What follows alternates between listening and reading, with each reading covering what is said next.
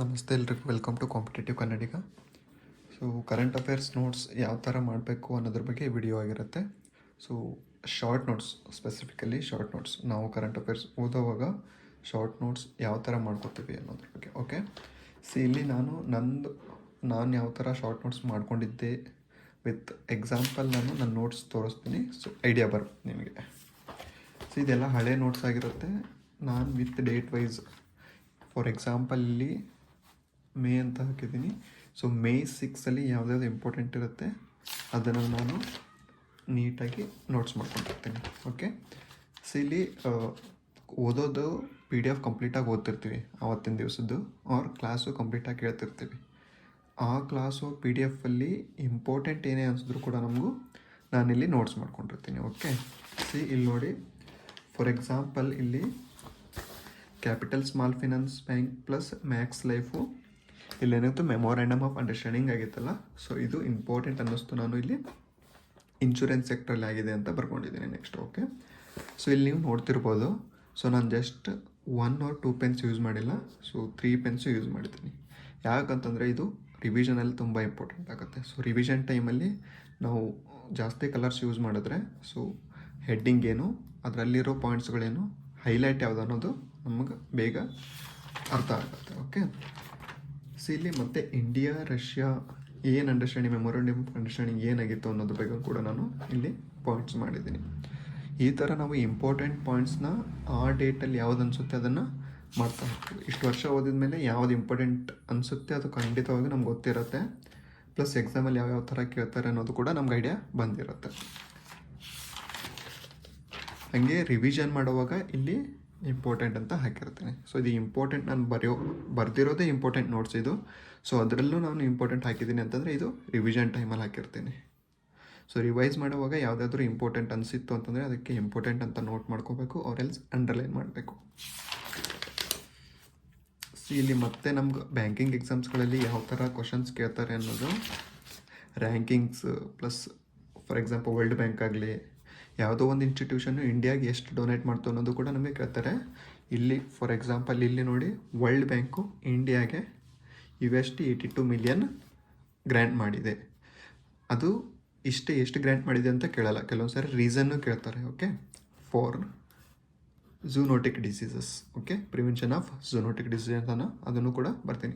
So ಇಲ್ಲಿ ಯಾವುದೇ ಥರ ಇಂಡೈರೆಕ್ಟ್ ಕ್ವಶನ್ಸ್ ಕೇಳಿದ್ರು ಕೂಡ ನಮಗೆ ಆನ್ಸರ್ ಮಾಡೋಕ್ಕೆ ಗೊತ್ತಿರಬೇಕು. ಅದು ಯಾವಾಗ ಆಗುತ್ತೆ ಅಂತಂದರೆ ಒಂದ್ಸರಿ ನಾವು ಕಂಪ್ಲೀಟ್ ಡೀಟೇಲ್ಸ್ ಓದಿ ಈ ಥರ ಶಾರ್ಟಾಗಿ ನೋಟ್ ಮಾಡ್ಕೊಂಡಾಗ. ಸೊ ಇಲ್ಲಿ ಶಾರ್ಟಾಗಿ ಈ ಥರ ನೋಟ್ಸ್ ಮಾಡ್ಕೊಂಡ್ರೆ ಏನಾಗುತ್ತೆ ಅಂದರೆ ಕಂಪ್ಲೀಟ್ ಆ ಸ್ಟೋರಿ ನಮಗೆ ಒಂದ್ಸರಿ ರಿವೈಸ್ ಆಗಿಬಿಡುತ್ತೆ, ನೆನಪಾಗ್ಬಿಡುತ್ತೆ. ಇದೆಲ್ಲ ಈ ಥರ ಬಾಕ್ಸ್ ಹಾಕಿರೋದು, ಆನ್ಲೈನ್ ಮಾಡಿರೋದು, ಈ ಥರ ರೈಟ್ ಟಿಕ್ ಮಾರ್ಕ್ ಹಾಕಿದ್ದು ಎಲ್ಲ ರಿವಿಷನ್ ಟೈಮಲ್ಲಿ ಅದು. ಓಕೆ, ಸೊ ಆಮೇಲೆ ಇಲ್ಲಿ ಮತ್ತೆ ನಾನು ರಿವಿಷನ್ ಟೈಮಲ್ಲಿ ಅದೇ ನ್ಯೂಸ್ ಇನ್ನೊಂದು ಸರಿ ಬಂದರೆ ಸ್ಪೆಸಿಫಿಕಲಿ ಯಾಕೆ ಇನ್ನೊಂದು ಸರಿ ಬಂತು ಅನ್ನೋದು ಕೂಡ ಅಲ್ಲೇ ನೋಟ್ ಮಾಡ್ಕೊಂಡ್ಬಿಡೋದು.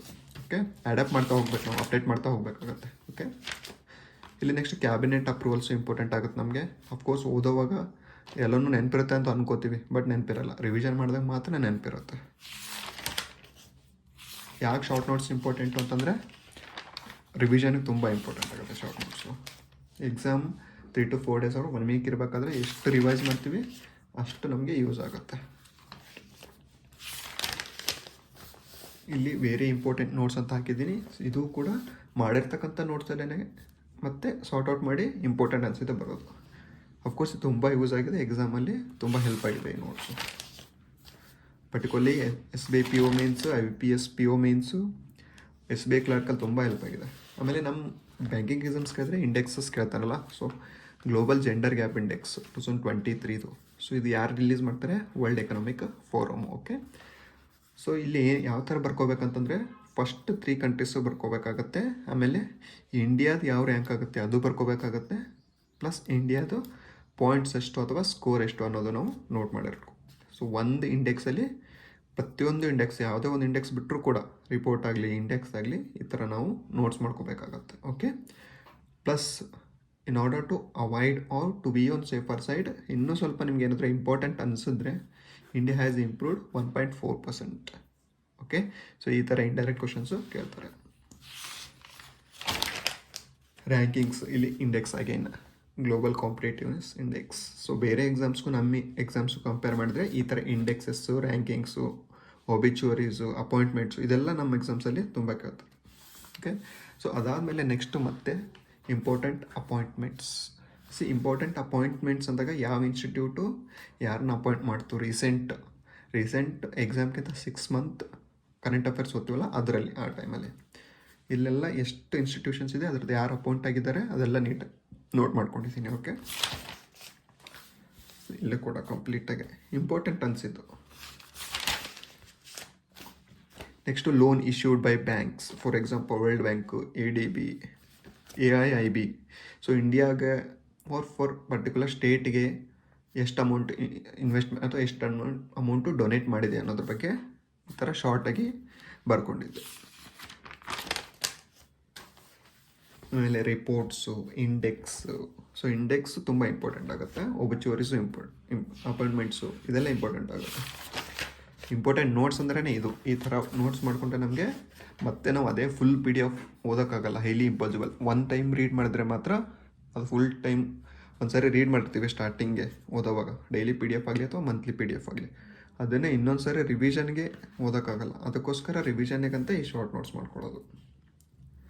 ಆಮೇಲೆ 3 ಡೈಮೆನ್ಷನ್ಸ್ ಯಾವುದ್ರಲ್ಲಿ ಬರುತ್ತೆ, multi dimensional poverty index release ಮಾಡುತ್ತಲ್ಲ ಗೌರ್ಮೆಂಟು. ಸೊ ಅದ್ರದ್ದು ಕಂಪ್ಲೀಟಾಗಿ ಯಾವುದ್ಯಾವ 3 ಡೈಮೆನ್ಷನ್ಸ್ ಅನ್ನೋದು ಈ ಥರ ಫ್ಲೋ ಚಾರ್ಟ್ ಥ್ರೂ ಮಾಡ್ಕೊಂಡು ಹೋಗಬೇಕಾಗುತ್ತೆ. ಇದೆಲ್ಲ ಹಳೆ ನೋಟ್ಸು, ಆ್ಯಕ್ಚುಲಿ 2023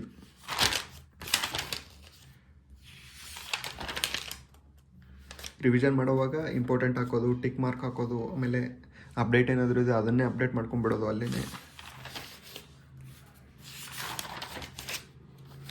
ನವಂಬರ್ ಮಂತ್ದು ಇಂಪಾರ್ಟೆಂಟ್ಸ್ ಯಾವುದಿದೆ ಶಾರ್ಟಾಗಿ ಬರ್ಕೊಳ್ಳೋದು. ಕಂಪ್ಲೀಟ್ ಇನ್ ಡೆಪ್ತ್ ಎಲ್ಲ ನ್ಯೂಸು ಬರ್ಕೊಳ್ಳೋದಲ್ಲ, ಜಸ್ಟ್ ಯಾವುದು ಇಂಪಾರ್ಟೆಂಟ್ ಅನಿಸುತ್ತೆ. ಸೊ ಇಷ್ಟು ವರ್ಷ ಓದಿದ್ವಿ ಅಂದರೆ ನಮ್ಗೆ ಗೊತ್ತಿರುತ್ತೆ ಯಾವುದು ಇಂಪಾರ್ಟೆಂಟ್ ಅಂತ. ಸೊ ಅದನ್ನು ನೋಟ್ ಮಾಡಿಕೊಂಡ್ರೆ ಸಾಕು. ರಿವಿಷನಲ್ಲಿ ಅದನ್ನೇ ಮತ್ತೆ 2-3 ಸಲ ರಿವಿಷನ್ ಮಾಡಿದ್ರೆ ಖಂಡಿತವಾಗ್ಲೂ ಅದು ಹೆಲ್ಪ್ ಆಗೇ ಆಗುತ್ತೆ. ಸೊ ಇಲ್ಲೂ ಕೂಡ ಈ ಥರ ನಾನು ಶಾರ್ಟಾಗಿ ಅಪ್ಡೇಟ್ ಆಗಿದ್ದು ಬರ್ಕೊ. Solar city in every state by 2070 ಆ ಟಾರ್ಗೆಟ್ ಇತ್ತು, ಅದನ್ನು ಪಾಯಿಂಟ್ ಔಟ್ ಮಾಡ್ಕೊಂಡಿರ್ತೀನಿ. ಮತ್ತು GI tax, December important points.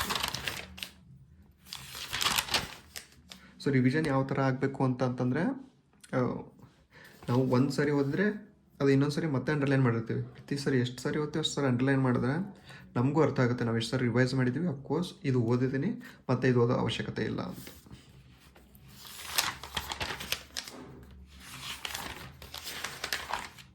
So ಇಷ್ಟೊಂದು ನೀಟಾಗಿ ನಾವು ಶಾರ್ಟ್ ನೋಟ್ಸ್ ಮಾಡಿಕೊಂಡ್ರೆ ನಮಗೆ ಕರೆಂಟ್ ಅಫೇರ್ಸಲ್ಲಿ ಸ್ಕೋರ್ ಮಾಡೋಕ್ಕೆ ಹೆಲ್ಪ್ ಆಗುತ್ತೆ.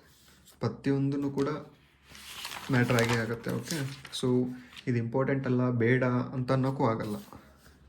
ಸೊ ಯಾವ್ಯಾವಾಗ ಎಲ್ಲೆಲ್ಲಿ ನಿಮಗೆ ಇಂಪಾರ್ಟೆಂಟ್ ಅಂತ ಫೀಲ್ ಅನಿಸುತ್ತೋ ಅಂತಂದರೆ ಬರ್ಕೊಂಬಿಡಿ. ಓಕೆ, ಸೊ ಇಲ್ಲಿ ಎಕ್ಸಸೈಸು ಕೂಡ ಬರ್ಕೊಂಡಿದ್ದೀನಿ. ಆಮೇಲೆ ಇಲ್ಲಿ Asian development bank ADB. So ಪರ್ಟಿಕ್ಯುಲರಾಗಿ ಯಾಕೆ ADB ನಾನು ಬರ್ತಿದ್ದೀನಿ ಅಂತಂದರೆ, ಸೊ ADB ತುಂಬ ಡೊನೇಟ್ ಮಾಡುತ್ತೆ ಏಷ್ಯನ್ ಕಂಟ್ರೀಸ್ಗೆ, ಸೊ ಪರ್ಟಿಕ್ಯುಲರ್ಲಿ ಇಂಡಿಯಾ. ಸೊ ಅದಕ್ಕೋಸ್ಕರ ನಾನು ಎಷ್ಟು ಡೊನೇಟ್ ಮಾಡ್ತು ಆ ಒಂದು ಇಯರಲ್ಲಿ ನನಗೆ 6 ಮಂತ್ ಕರೆಂಟ್ ಅಫೇರ್ಸ್ ಇಂಪಾರ್ಟೆಂಟ್ ಅಂದರೆ, ಸೊ ನಾನು ಅದರಲ್ಲಿ ಎಷ್ಟು ಡೊನೇಟ್ ಮಾಡ್ತು ಅಂದರೆ ಕಂಪ್ಲೀಟಾಗಿ ಇಲ್ಲಿ ಲಿಸ್ಟ್ ಮಾಡಿದ್ದೀನಿ. ಓಕೆ, ನಮ್ಮ ಎಕ್ಸಾಮ್ಸಲ್ಲಿ ಹಾಗೆ ಕೇಳೋದು. So ADB has donated 400 million for what purpose ಅಂತ ಕೇಳ್ತಾರೆ. ಅದನ್ನು ಇಲ್ಲಿ ಸಸ್ಟೈನಬಲ್ ಅರ್ಬನ್ ಡೆವಲಪ್ಮೆಂಟ್ ಪ್ರೋಗ್ರಾಮ್ ಅಂತ ಇದೆಯಲ್ಲ, ಸೊ ರೀಸನ್ ಬರ್ಕೊಂಡಿದ್ದೀನಿ. ಓಕೆ, ಆಮೇಲೆ ಯಾವ ಸ್ಟೇಟಿಗೆ ಅಂತ ಅಮೌಂಟ್ ಅವರೇ ಕೊಡ್ತಾರೆ, ಬಟ್ ಯಾವ ಸ್ಟೇಟಿಗೆ ಅಂತ ಕೇಳ್ತಾರೆ. ಸೊ ಆ ಸ್ಟೇಟನ್ನು ನಾನು ಇಲ್ಲಿ ಬರ್ಕೊಂಡಿದ್ದೀನಿ. ಓಕೆ, ಮತ್ತು ಇಲ್ಲಿ ಮೆಮೊರಾಂಡಮ್ ಆಫ್ ಅಂಡರ್ಸ್ಟ್ಯಾಂಡಿಂಗ್ಸ್ ಯಾವ ಕಂಟ್ರಿ ನಡುವೆ, ಸೊ ಯಾವುದು ಏನು ರೀಸನ್ಗೆ ಅಂಡರ್ಸ್ಟ್ಯಾಂಡ್ ಆಗಿ ಇದು ಆಗಿತ್ತು ಅನ್ನೋದು. So what is the topic ಅಂತ.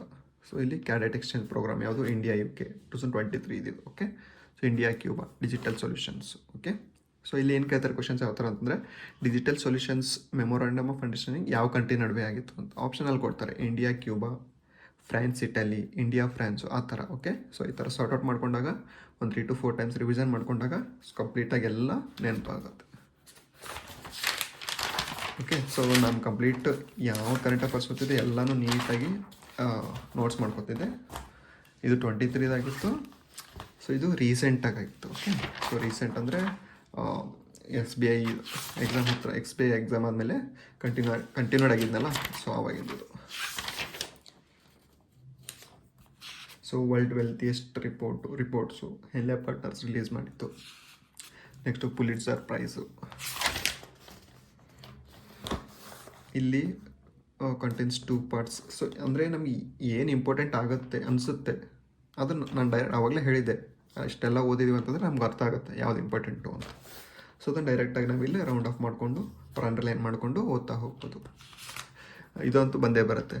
The times higher education report, Young universities ಯಾವುದು, ಅದರಲ್ಲಿ ಇಂಡಿಯಾದ ರ್ಯಾಂಕ್ ಎಷ್ಟು, ಆಮೇಲೆ ಯಾವ ಯೂನಿವರ್ಸಿಟಿ ಇಂಡಿಯಾದಿಂದ ಇದೆ ಅಂತ, ಟೋಟಲ್ ಇಂಡಿಯನ್ ಎಷ್ಟು ಇನ್ಸ್ಟಿಟ್ಯೂಷನ್ ಪಾರ್ಟಿಸಿಪೇಟ್ ಮಾಡಿದೆ. ಸೊ ಅದನ್ನು ಕೂಡ ಸೈಡಲ್ಲಿ ಬರ್ಕೋಬೋದು.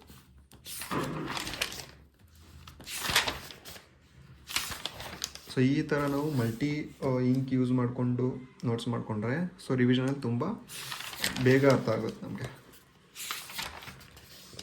ಇದೆಲ್ಲ recent in the sense last year. So ಯಾರ್ಯಾರು ಇವಾಗ ನೆಕ್ಸ್ಟ್ ಎಕ್ಸಾಮ್ಸ್ಗೆ ಓದ್ತಿದ್ದೀರಾ, ಕರೆಂಟ್ ಅಫೇರ್ಸಲ್ಲಿ ಓದಾಡ್ತಿದ್ದೀರಾ, ಸೊ ಯಾವ ಥರ ಓದಬೇಕು ಅನ್ನೋ ಐಡಿಯಾ ಇಲ್ಲ, ಜಸ್ಟ್ ಸುಮ್ಮನೆ ರ್ಯಾಂಡಮಾಗಿ ಓದ್ಕೊಂಡು ಹೋಗೋದಲ್ಲ. ಸೊ ಪ್ಲ್ಯಾನ್ ಇಟ್ ಒಂದು ಸರಿ. ಡೈಲಿ ಪಿ ಡಿ ಎಫ್ ಓದ್ತಿದ್ದೆ ಅಂದರೆ daily P D F okay, it takes around 45 minutes. Okay, ಅದಾದಮೇಲೆ ನೆಕ್ಸ್ಟ್ ಡೈಲಿ ಕ್ಲಾಸಸ್ ಕೇಳಿ. ಓಕೆ, ಸೊ ಇವಾಗ ನೀವು ಪಿ ಡಿ ಎಫ್ ಓದ್ತಾ ಇರಬೇಕಾದ್ರೆ, ಕ್ಲಾಸ್ ಕೇಳಬೇಕಾದ್ರೆ ನಿಮ್ಗೆ ಯಾವುದಾದ್ರೂ ತೀರಾ ಇಂಪಾರ್ಟೆಂಟು ಇದು ಬಂದೇ ಬರುತ್ತೆ ಅಂತ ಅನಿಸಿದ್ರೆ ನೋಟ್ ಮಾಡ್ಕೊಂಡ್ಬಿಡ್ಬೇಕು ಅಷ್ಟೇ ಅಲ್ಲೇ. ಈ ಥರ ಫಾರ್ ಎಕ್ಸಾಂಪಲ್ ಇವಾಗ ಬಯೋಫಾರ್ಮಾಸ್ಯೂಟಿಕಲ್ ಅಲೈನ್ಸ್ ಇಂಪಾರ್ಟೆಂಟ್ ಈ ನ್ಯೂಸು ನನಗನ್ಸಿದ್ರೆ ಸೊ ವಿಡಿಯೋ ಸ್ಟಾಪ್ ಮಾಡಿ, ಸೊ ಅಲ್ಲಿ ಯಾವ ಕಂಟ್ರಿ ನಡುವೆ ಆಯ್ತಿದ್ದು, ಸೊ ರೀಸನ್ ಏನು, ಅಲ್ಲೇ ಶಾರ್ಟಾಗಿ ಬರ್ಕೊಂಡ್ಬಿಟ್ರೆ ಮುಗೀತು ಆ ನ್ಯೂಸ್. ಮತ್ತೆ ನೀವು ಆ ಪಿ ಡಿ ಎಫಲ್ಲೇ ಹುಡ್ಕೋದು ಹತ್ತಲ್ಲ, ಆ ವಿಡಿಯೋದಲ್ಲಿ ಹುಡ್ಕೋದು ಹತ್ತಲ್ಲ, ನಮ್ಮ ನೋಟ್ಸಲ್ಲಿರುತ್ತೆ. ಸೊ ರಿವಿಷನ್ಗೆ ಹೆಲ್ಪ್ ಆಗುತ್ತೆ. Okay, so last minute revision ತುಂಬ ಮ್ಯಾಟ್ರ್ ಆಗುತ್ತೆ ಸ್ಕೋರ್ ಮಾಡೋಕ್ಕೆ.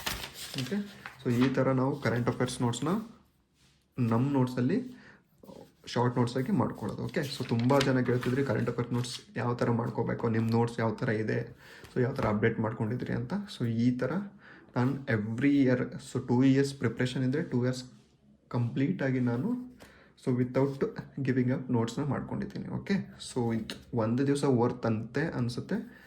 ಈ ಸುಮಾರು ಎಕ್ಸಾಮ್ಸ್ಗೆ ಕರೆಂಟ್ ಅಫೇರ್ಸಲ್ಲಿ ಸ್ಕೋರ್ ಮಾಡೋಕ್ಕೆ ಈ ನೋಟ್ಸ್ ಎಲ್ಲ ಹೆಲ್ಪ್ ಮಾಡಿದೆ. ಸೊ ಕ್ಲಿಯರ್ ಆಗದೇ ಇದ್ದರೂ ಕೂಡ ಸೊ ಇದ್ರದ್ದು ಸ್ಕೋರ್ ಜಾಸ್ತಿ ಆಗಿತ್ತು. ಓಕೆ, ಸೊ ಅದಕ್ಕೋಸ್ಕರ ನೀವೇನಾದರೂ ಕರೆಂಟ್ ಅಫೇರ್ಸಲ್ಲಿ ಇಶ್ಯೂ ಆಗ್ತಿದ್ರೆ ಶಾರ್ಟ್ ನೋಟ್ಸ್ ಮಾಡ್ಕೊಳ್ಳೋದ್ರಲ್ಲಿ ಸೊ ಈ ಥರ ಫಾಲೋ ಮಾಡಿ, ಸೊ ಯೂಸ್ ಆಗುತ್ತೆ ಎಕ್ಸಾಮ್ಸ್ಗಳಲ್ಲಿ. ಓಕೆ, ಸೊ ಇದಾಗಿತ್ತು ಇವತ್ತಿನ video. So for more updates subscribe ಮಾಡಿ. ಕರ್ನಾಟಕದ ಬ್ಯಾಂಕಿಂಗ್ ಅಭ್ಯರ್ಥಿಗಳಿಗೆ ಈ ಚಾನಲ್ನ ರೀಚ್ ಮಾಡಿಸಿ. ಸೊ ಬ್ಯಾಂಕಿಂಗ್ ಪ್ರಿಪ್ರೇಷನ್ನಲ್ಲಿ ಯಾವ ಥರ ಸ್ಟ್ರಾಟಜಿ ಮಾಡಬೇಕು, ಯಾವ ಥರ ಕ್ಲಿಯರ್ ಮಾಡ್ಕೋಬೇಕು ಅನ್ನೋ ಕ್ಲಿಯರ್ ಐಡಿಯಾ ಕೊಡ್ತೀನಿ. ಸೊ ಓಕೆ, ಇದಾಗಿತ್ತು ಇವತ್ತಿನ video. Thank you for watching.